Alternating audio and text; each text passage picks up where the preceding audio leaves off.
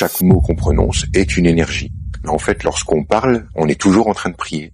Chacune de nos vibrations, chaque chose que l'on émet est un ordre que l'on donne à l'univers.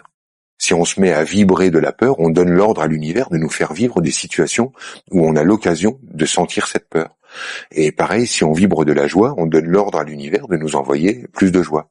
Bien, avec les mots, c'est la même chose. Chaque mot est une clé vibratoire. Et si on utilise les mots dans des combinaisons particulières, on crée des clés vibratoires. Moi, c'est ma façon de travailler.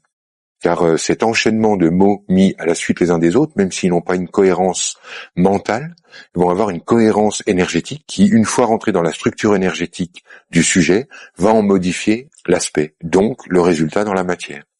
Quand tu reçois un mot qui bouge ta structure énergétique, c'est ta vie qui bouge, parce que ta vie, c'est l'absolu résultat de cette sphère énergétique dans laquelle tu navigues.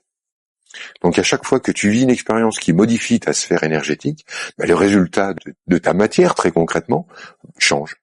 On a toujours exactement ce qu'on souhaite parce que nous sommes le résultat d'une équation vibratoire.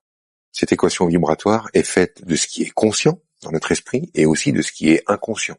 Donc consciemment, je veux une montagne de pognon pour m'éclater avec et faire l'expérience de la liberté. Alors on va dire, non, moi je veux ça et c'est pas l'expérience que je fais.